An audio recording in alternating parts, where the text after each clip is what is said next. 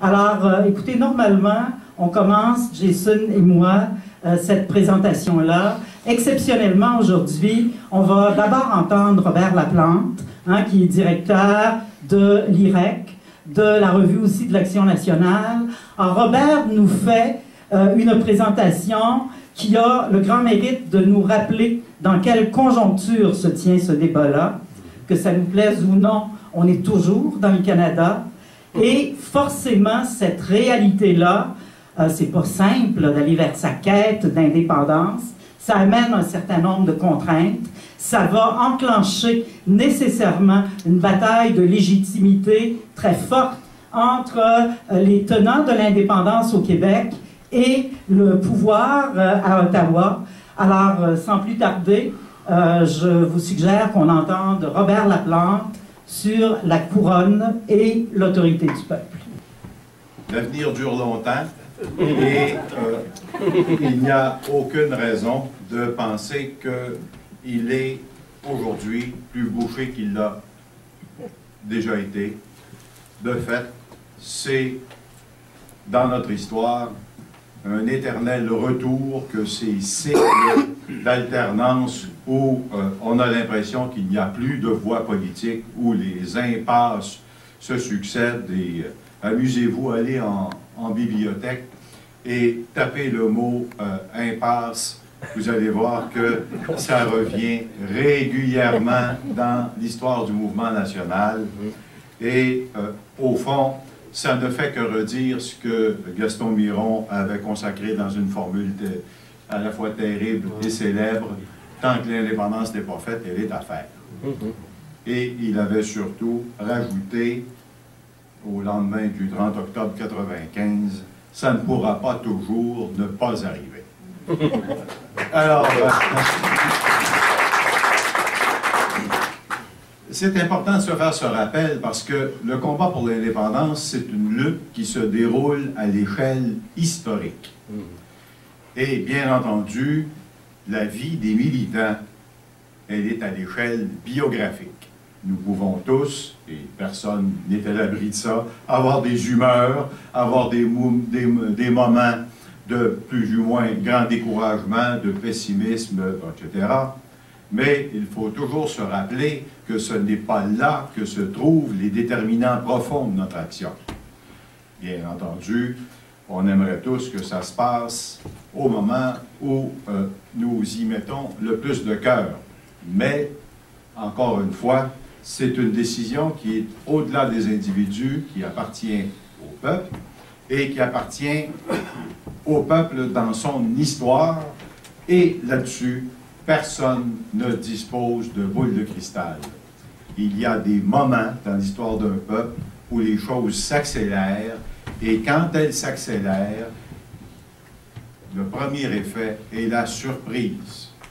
En 1980-81, il n'y a pas grand monde en Occident qui aurait pensé que les Polonais réussiraient à créer une fissure dans l'Union soviétique et que la charge serait menée par un obscur électricien, président d'un syndicat local dans un port mal foutu, Dansk. Ça a donné le mouvement Solidarność. Alors, il faut s'assurer de placer notre action pour être prêt quand les mouvements de l'histoire s'accélèrent. Et placer notre action, c'est d'abord une action intellectuelle. Il faut réfléchir, il faut partager des éléments conceptuels qui nous permettront d'interpeller l'ensemble de nos concitoyens sur une lecture commune de la situation, sur un diagnostic partagé. Alors, c'est toujours un peu gênant de commencer cet exposé-là, particulièrement en ce printemps naissant, en rappelant une évidence. Soyez rassurés, ce n'est pas pour simplement vous rappeler cette évidence que nous vous avons convié à cet après-midi de réflexion, mais c'est une évidence qu'il faut rappeler continuellement. Le Canada est une monarchie constitutionnelle. Et ce n'est pas un détail. Ça ne se résume pas tout simplement à un décorum et à des fioles pour des astronomes qui veulent véritablement rester en orbite. Le gouverneur général, ce n'est pas simplement qu'une fonction symbolique, c'est également l'existence tangible, l'incarnation tangible d'une logique de régime. Et dans ce régime monarchique, il faut le rappeler, nous vivons sous un ordre qui nous a été imposé à plusieurs reprises dans notre histoire. Nous ne sommes jamais prononcés sur l'ordre constitutionnel qui nous régit et qui nous a été de surcroît imposé récemment en 82 d'une manière absolument odieuse, c'est-à-dire non seulement au mépris du refus de l'Assemblée nationale, mais également avec la complicité active d'un certain nombre d'élus du Parti libéral qui ont osé porter ce geste au nom de la légitimité canadienne. La Constitution, telle qu'elle est devenue avec le rapatriement de 1982 et l'inclusion de la Charte canadienne des droits et libertés qui comporte des articles qui visent explicitement et spécifiquement à limiter les pouvoirs de l'Assemblée nationale du Québec et en particulier à empêcher l'État du Québec à légiférer pour faire du Québec un État français. La loi 101 est combattue et le programme de ce combat, il est balisé par les articles de la Charte canadienne des droits. Il ne faut jamais l'oublier, c'est un instrument dont le Canada s'enrobe régulièrement pour prétendre à l'universalité du droit, pour prétendre à un grand respect des droits des citoyens. Et pourtant, c'est un instrument qui repose essentiellement sur le harnachement et l'encarcanement de l'Assemblée nationale du Québec, notre instance démocratique. Mais non seulement nous n'y sommes pas reconnus comme peuple, non seulement nous y sommes encarcanés par les clauses et les articles de la Charte, mais nous sommes également dans un contexte où, depuis 1995, s'est déployée une guerre psychologique et de propagande inouïe contre toute velléité d'affirmation de notre existence nationale. Cette guerre psychologique, elle a été conduite d'abord sous l'égide du programme des commandites, mais elle se perpétue depuis tout ce temps par les programmes et les alignements déterminés par le Conseil privé et instrumentalisés par Patrimoine Canada pour nous, littéralement, faire rentrer le Canada de force dans les têtes et dans les représentations. Ce n'était qu'un des 3 volets de la riposte fédérale. Le deuxième, c'était l'asphyxie financière du gouvernement du Québec. Ça s'est déroulé de façon assez spectaculaire par une réduction unilatérale des paiements de transfert et des changements dans les modes de calcul. Cela s'est traduit également par des choix de retirer ou de soustraire les contributions fédérales à la loi sur la santé. Ça s'est traduit également par le pillage systématique de la Caisse d'assurance-emploi et il y a plein d'autres exemples qu'on pourrait apporter. Le troisième volet de la lutte fédérale, ça a été le combat juridique. Ce combat a été mené par le tristement célèbre Stéphane Dion et ça s'est traduit par l'adoption de la loi sur la clarté, le Clarity Bill, comme ils disent dans leur langue, pour véritablement dresser une forêt d'obstacles juridiques sur la démarche du peuple québécois. il y a eu ensuite le renvoi à la Cour suprême, encore une fois, pour réussir à cadenasser la démarche et toute volonté d'expression de l'indépendantisme dans le cadre canadien. Ça se déploie tous les jours. Il n'y a plus un seul domaine de juridiction dans la Constitution que le Canada nous a pourtant imposé qui respecte le partage des compétences. Les fédéraux sont partout. Quand ils n'y sont pas en droit, ils y sont en utilisant ce qu'ils appellent le pouvoir de dépenser. Notre argent. Le dernier volet de cet épisode juridique, c'est le procès qui se déroule actuellement sur la loi 99.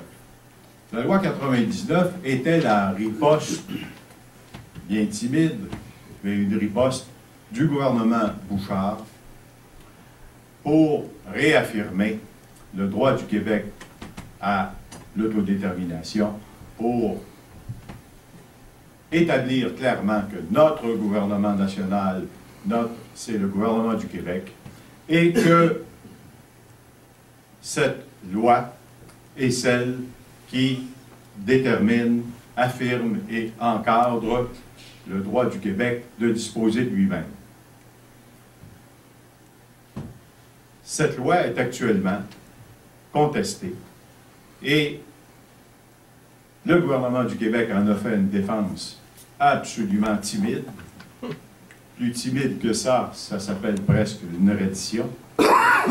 Et il faut le dire, n'eût été de l'audace un peu donficotesque de la Société Saint-Jean-Baptiste de Montréal, la chose se serait déroulée à peu près sans que personne n'en sache rien.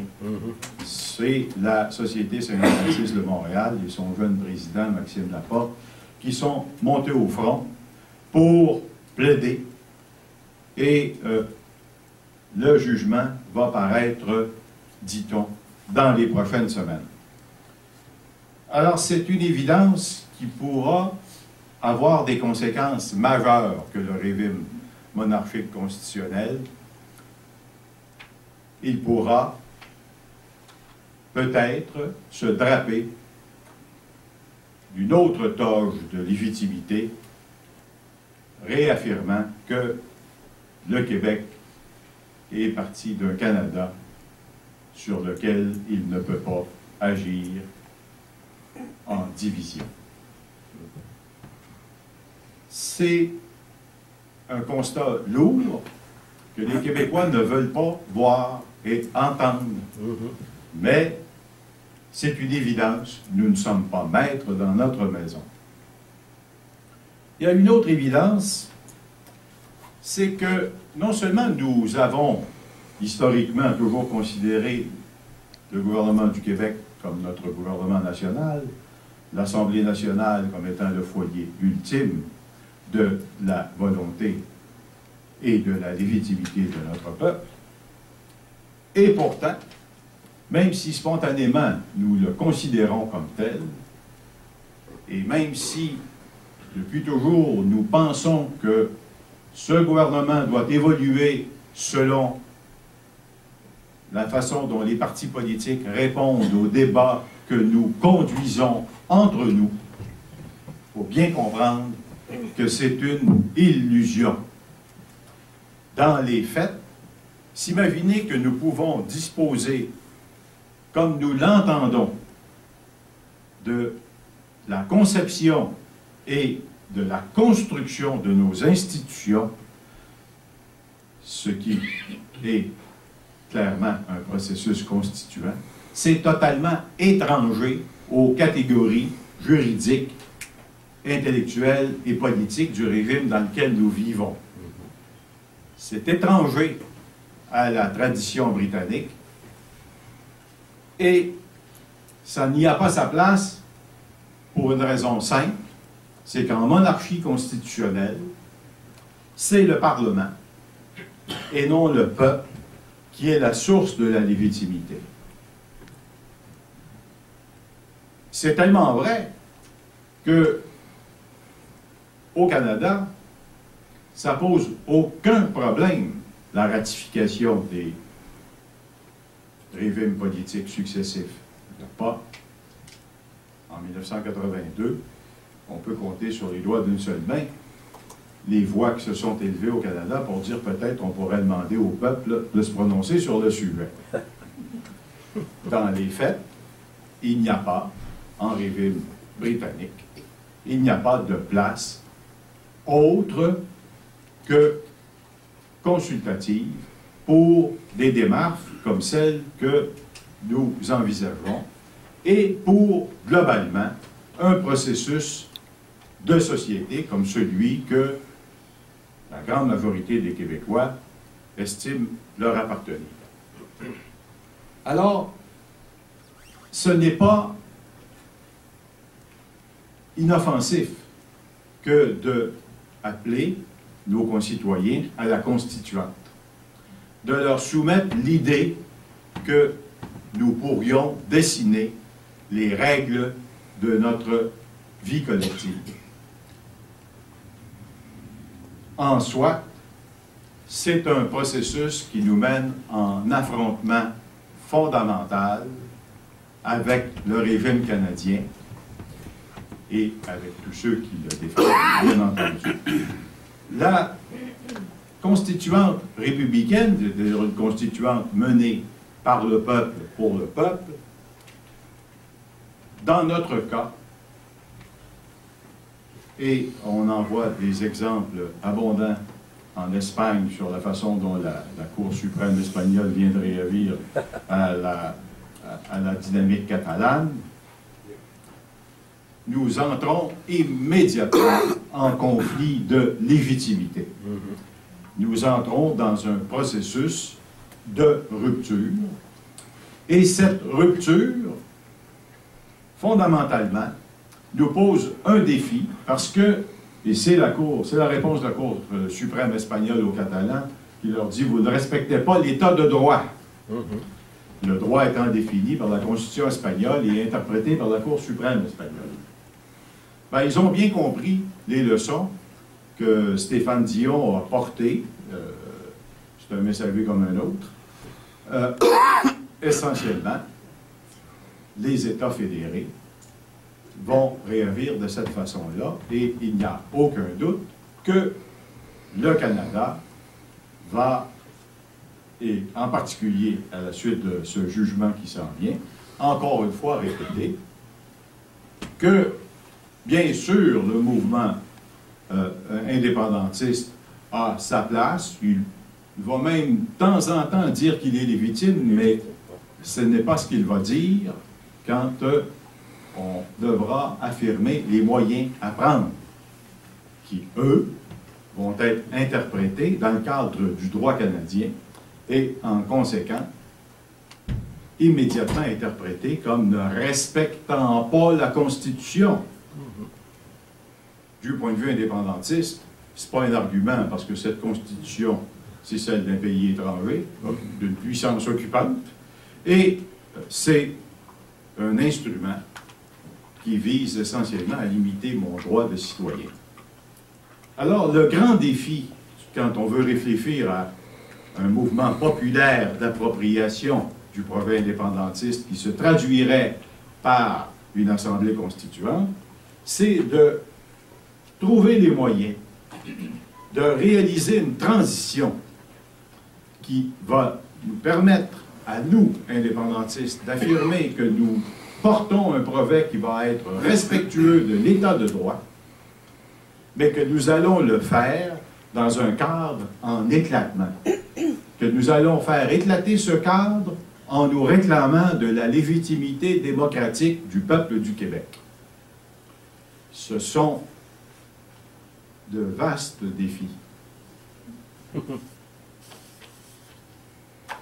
Historiquement, le mouvement indépendantiste a très rapidement évoqué la question républicaine, celle du régime, un peu autour des années 50 avec la création de l'Alliance Laurentienne, un petit peu avec le RIN, mais très rapidement, et ça s'est accéléré avec l'institutionnalisation et la création du MSA et ensuite du Parti québécois, très rapidement, la question a été éludée. On a séparé la question du régime de la démarche d'accession à l'indépendance. On disait, et ça, si on se rend compte avec le temps jusqu'à quel point c'était à la fois candide et une erreur, on disait on verra le lendemain. Bien, le lendemain, c'était le saut dans le vide. Et on peut comprendre assez rapidement que nos adversaires ont meublé ce vide avec toutes les peurs possibles et imaginables, la peste, le choléra et tout ce que vous voulez. Sans compter, bien sûr, la dépréciation du dollar. Mais ce défi de mettre en place un processus qui va asseoir la légitimité démocratique, qui va affirmer le respect des règles de l'État de droit, mais qui va contester la légitimité de l'État canadien, c'est un couloir très étroit dans lequel il nous engage. Et on a intérêt à bien comprendre comment on peut faire ça. Parce que c'est là que nous attendent nos adversaires. L'expérience la plus proche que nous avons vécue collectivement, ça aura été les États généraux du Canada français, où là, on a effectivement, entre 67 et 69, lancé un vaste mouvement et toute une série de délibérations pour réfléchir à l'avenir du peuple canadien-français. Cette expérience était assez proche d'un processus constituant, mais elle restait fondamentalement tributaire de la logique canadienne, parce que le peuple canadien-français dont il était question englobait, bien entendu, la diaspora, les minorités hors Québec, et l'exercice en lui-même ne se définissait que par rapport aux Canadiens français. C'était l'avenir du peuple et non pas l'avenir du régime, ni celui du Québec, qui, à l'origine, était le cadre de référence. Bien entendu, en cours de délibération, les choses ont évolué rapidement et, essentiellement, le premier grand forum a permis d'établir que le foyer national des Canadiens français, c'était le Québec, et que ce foyer national, il fallait désormais le définir non plus seulement dans l'espace de la culture, mais dans celui du territoire. Et, en conséquence, considérer le territoire du Québec comme l'unité de référence pour construire et établir un régime et des institutions qui seraient conçus en fonction de la majorité légitime, celle des Canadiens français. Alors évidemment, il s'est passé ce qui devait arriver, c'est-à-dire que les Canadiens français de la diaspora sont entrés en collision frontale avec cette vision des choses et se sont arc-boutés contre toute affirmation d'un projet indépendantiste au nom de leur logique minoritaire et au nom de cette logique minoritaire qui venait d'éclater, qui avait porté le projet des États généraux, mais qui a éclaté en cours de séance, littéralement, où il devenait évident pour les participants, et ils étaient quand même issus d'une sélection de très, très vaste réseau dans tout le Québec et dans les minorités hors Québec. Et ça aura produit une déchirure que nous vivons encore aujourd'hui. Les francophones hors Québec qui se redéfinissent dans un cadre canadien ont beaucoup de malaise avec la conciliation de leur existence comme minorité dans un Canada qui ne serait plus dominant sur le Québec, pour le dire dans nos termes à nous. Parce que leur paradoxe est le suivant. Ils lisent comme nous les textes et ils savent très bien qu'ils sont dans un ordre juridique et constitutionnel qui va les broyer, qui n'a pas d'autre fonction que celle-là. Alors ils sont pris pour défendre la cage. Essentiellement, ils tiennent à cet ordre constitutionnel parce que, disent-ils, et on les comprend, que si nous ne sommes pas là, nous, Québécois, pour faire contrepoids et masse critique, ils vont être livrés à la tyrannie de la majorité. Ce qui, pourtant, est en train de nous arriver à nous-mêmes, Québécois, depuis 1982.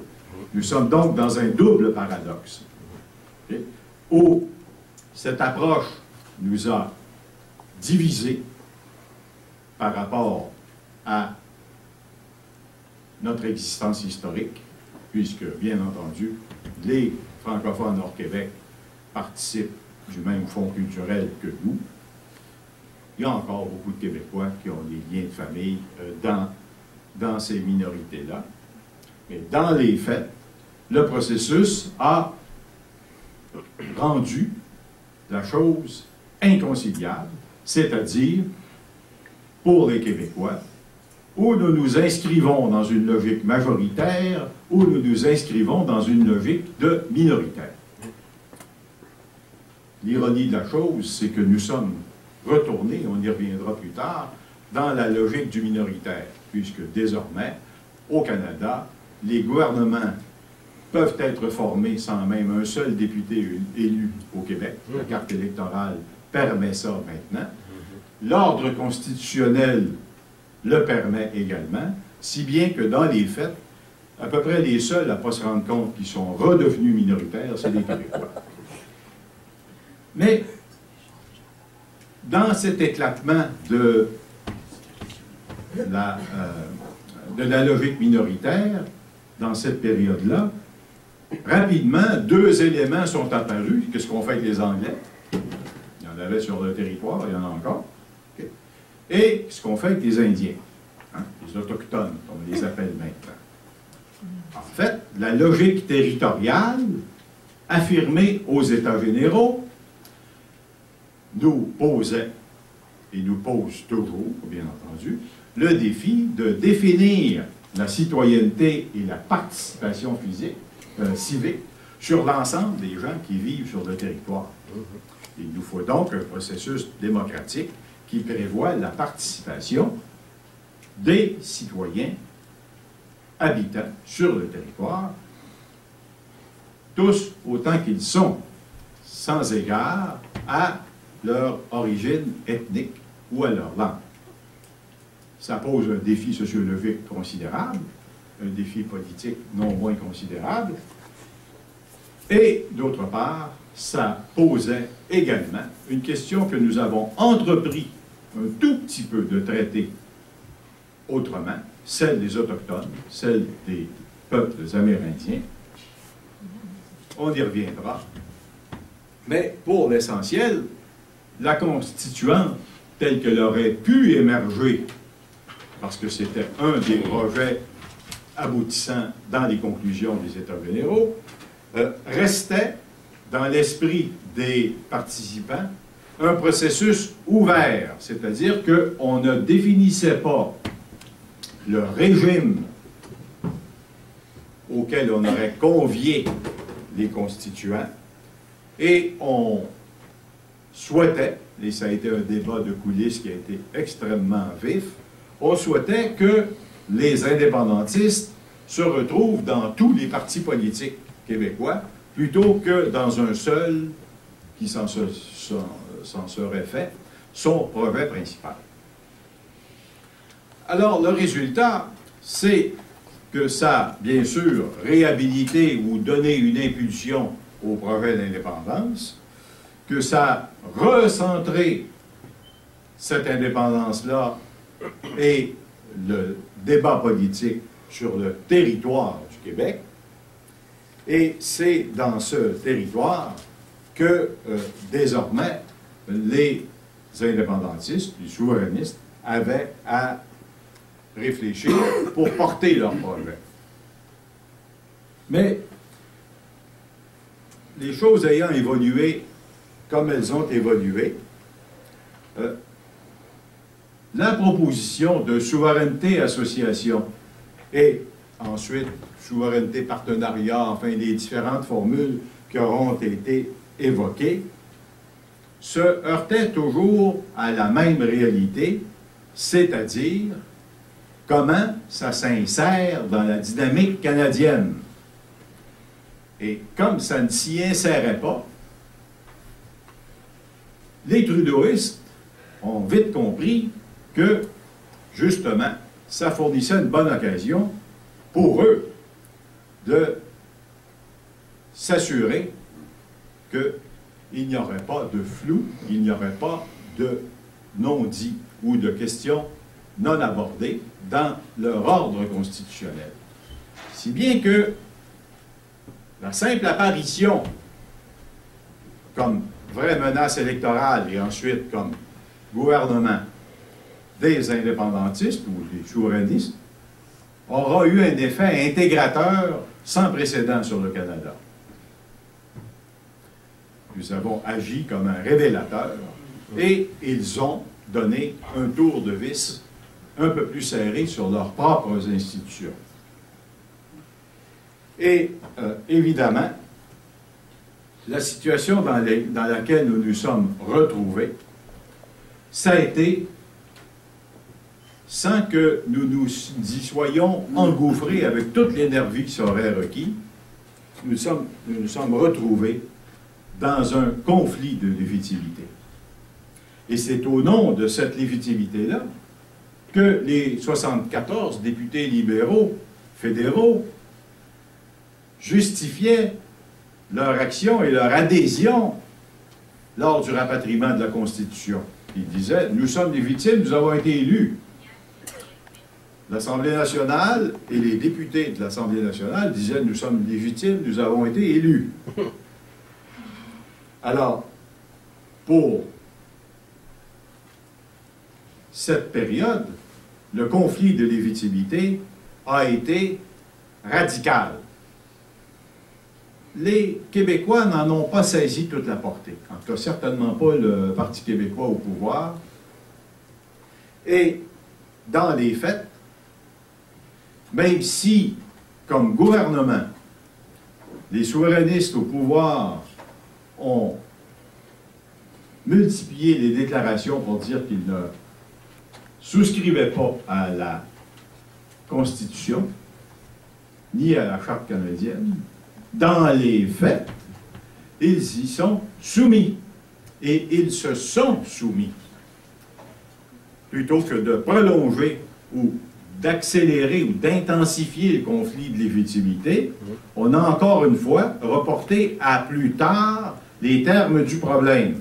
Ce qui a eu pour résultat que dans les faits, on a pu démanteler une partie de la législation québécoise au nom de la Charte canadienne des droits et qu'il y avait encore du monde pour dire qu'il fallait qu'on respecte les jugements de la Cour suprême.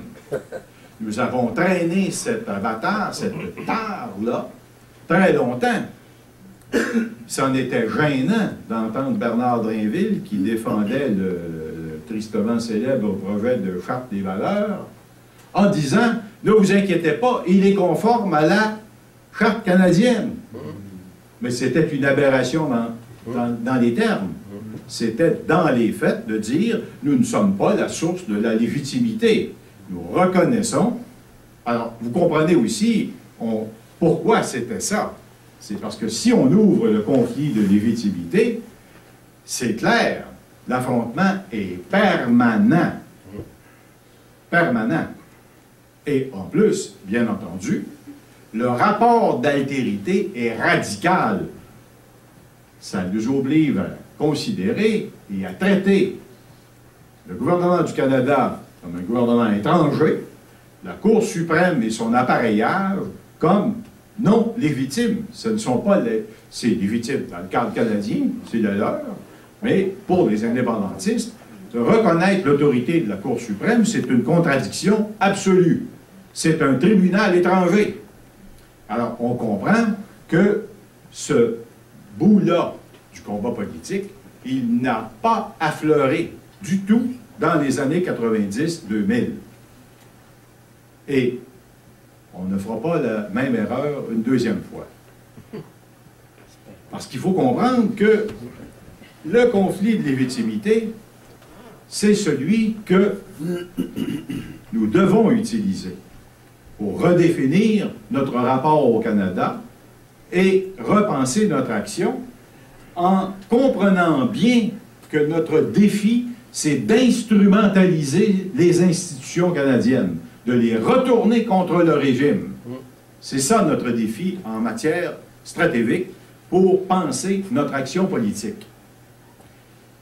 Alors, on ne peut pas faire un appel à la constituante comme s'il s'agissait simplement de sortir un nouveau gadget tactique. Il faut bien comprendre que c'est un nouveau cadre d'action que nous nous donnons quand on réfléchit dans ces termes-là, et que nous ne réfléchissons pas dans le vide. Nous réfléchissons dans l'obligation de trouver les moyens de retourner le régime contre lui-même. Alors, appeler le peuple à se prononcer sur une constitution québécoise qui serait produite par une constituante, ça n'engage en rien le gouvernement du Canada. En rien. Et bien entendu, ça engagerait une crise politique si les résultats de la constituante étaient tenus pour exécutoires. Alors, on comprend que si on veut faire une constituante, la réponse canadienne, elle est déjà écrite. On peut tenir une vaste consultation, on peut faire une mobilisation sur 2 ans, 3 ans, mettez le nombre d'années que vous voulez. Dans les faits, la réponse va être la même que celle que Jean Chrétien avait préparée pour le soir de octobre 95. Dans le régime canadien et dans l'ordre constitutionnel canadien, tout cela n'aurait qu'une valeur consultative. Le Canada ne se sentirait nullement lié par tout ça. Vous allez me dire, bien sûr, il y a une dynamique politique qui joue, mais précisément, la mobilisation de l'État canadien porterait sur l'utilisation de tous les instruments à sa disposition. Et on peut voir dans le cas catalan que, au fond, l'Espagne se conduit comme ce serait vraisemblablement conduit le gouvernement canadien. Alors, nous ne sommes pas ici dans la candeur. Nous comprenons que pour sortir du cadre dans lequel nous sommes enferrés et enfermés, en appelant à la constituante, nous devons revoir notre façon de conduire l'action politique.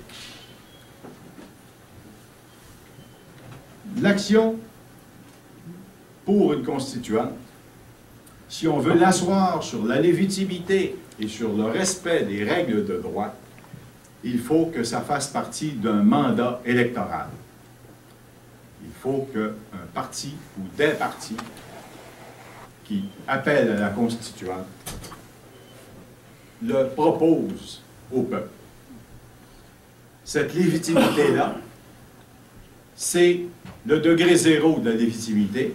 Ça nous permet, en régime britannique dans lequel nous sommes encore, et en régime électoral dans lequel nous sommes encore, d'aller chercher la légitimité de l'électorat québécois.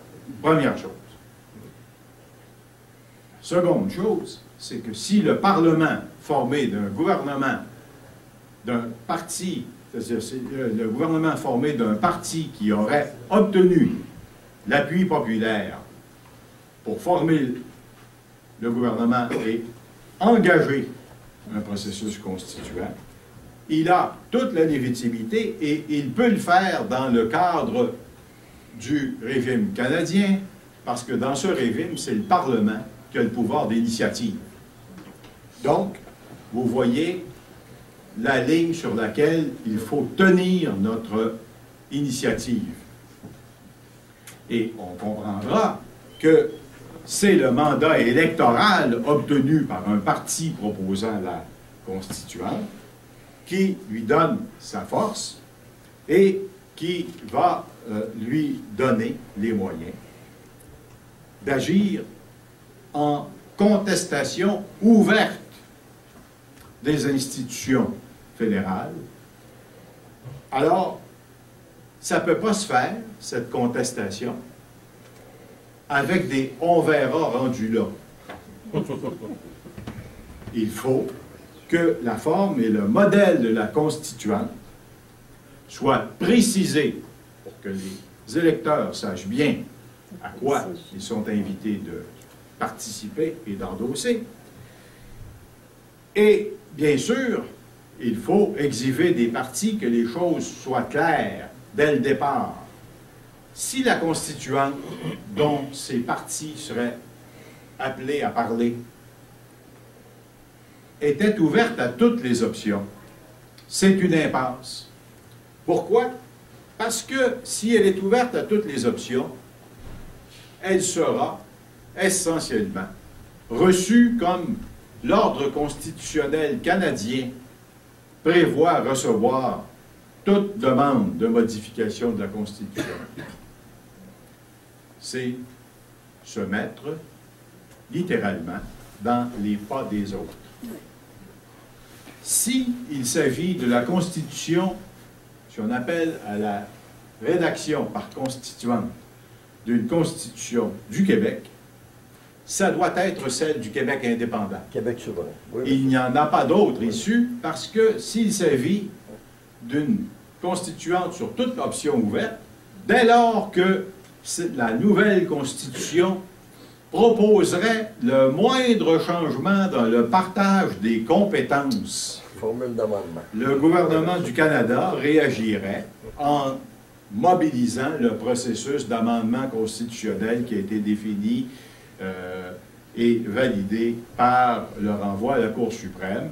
Donc, le gouvernement du Canada dirait « Oui, nous reconnaissons que nous aurons l'obligation de négocier, puis on est reparti pour 25 ans. » Bon. Alors, il faut que la constituante débouche sur un mandat clair d'un appel à rédiger la Constitution du Québec indépendant et que ce mandat constituant, et là, il peut y avoir des débats là-dessus, mais ma position à moi, c'est que ça doit être tenu sous la l'égide de la Commission des institutions, Commission parlementaire, parce que il faut absolument que nous soyons en parfaite symbiose avec la légitimité de nos propres institutions. Et si nous reconnaissons et affirmons que c'est l'Assemblée nationale et le gouvernement du Québec qui sont nos institutions suprêmes, il faut que ce soit sous l'autorité du Parlement et donc du gouvernement que la Commission des institutions appelle à former la Constituante. Cette autorité peut définir unilatéralement, peut définir en collégialité au terme d'un vaste processus de consultation. Les modalités sont ouvertes, mais c'est un mécanisme formel qui engage l'État du Québec, qui rend la Constituante opérante et qui lui donne sa légitimité.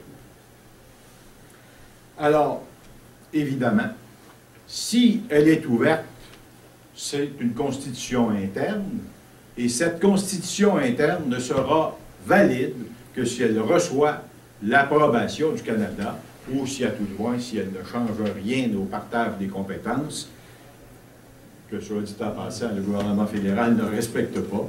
Cette constitution interne, donc, aurait valeur essentiellement déclaratoire. Elle ne changerait rien à la situation nationale des Québécois.